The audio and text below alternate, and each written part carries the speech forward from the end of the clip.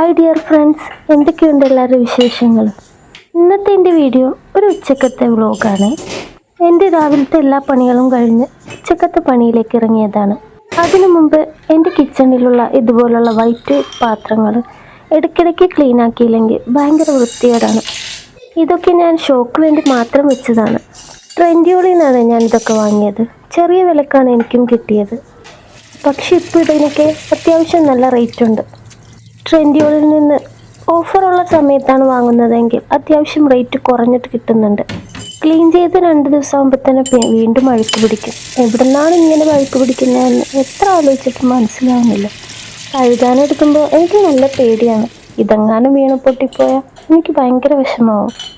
ഇതൊക്കെ വാങ്ങാൻ കിട്ടും, പക്ഷെ പിന്നെയും വില കൊടുത്ത് ഇതൊക്കെ വാങ്ങണ്ടേ? ഞാനിതൊക്കെ വാങ്ങുന്നത് എന്തിനാണെന്നറിയോ? എൻ്റെ മനസ്സിന് സന്തോഷം കിട്ടാനാണ്. ഇവിടെ ഇങ്ങനെ ഒറ്റപ്പെട്ട് ജീവിക്കുമ്പോൾ ഇതൊക്കെയുള്ള ഒരു സന്തോഷം.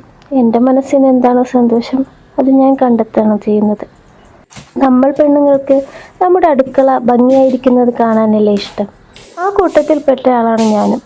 എനിക്ക് എൻ്റെ അടുക്കള ഭംഗിയായി കാണാനാണ് ഇഷ്ടം. ഭംഗിയായിട്ടുള്ള അടുക്കളയിൽ നിന്ന് കുക്ക് ചെയ്യുമ്പോൾ മനസ്സിനൊരു പോസിറ്റീവ് അല്ലേ?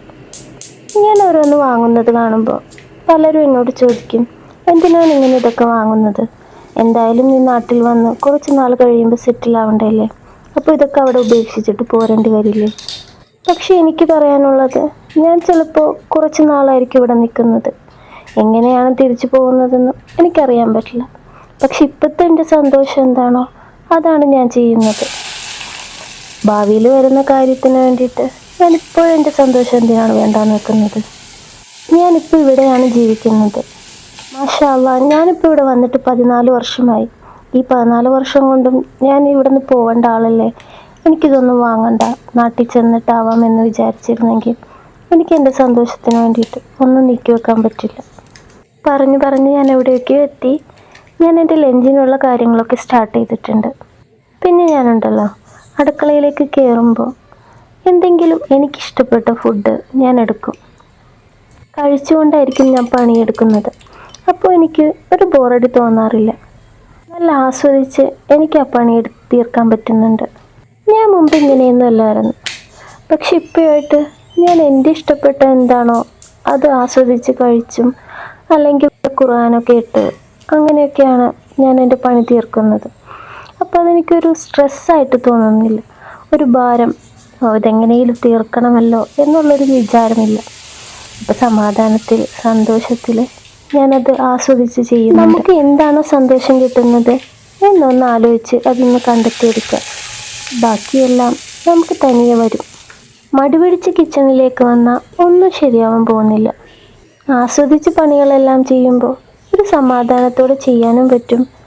നമുക്കതിലൊരു സന്തോഷവും കിട്ടും, പിന്നെ രുചിയും കൂടും.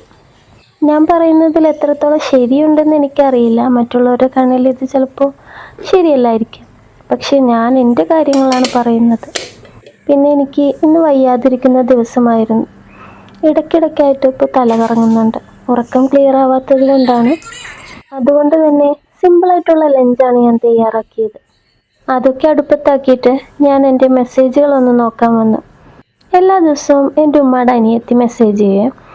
അതിന് ഞാൻ അപ്പം തന്നെ റിപ്ലൈ കൊടുത്തില്ലെങ്കിൽ ആൾ ടെൻഷനാവും. എൻ്റെ മെസ്സേജ് നോക്കി പാവം കാത്തിരിക്കും. ഉമ്മയുടെ അനിയത്തി എന്ന് പറയുമ്പോൾ എനിക്ക് സ്വന്തം ഉമ്മാനെ പോലെ തന്നെയാണ്. അപ്പോൾ എൻ്റെ ലഞ്ച് റെഡിയായി. Thank you.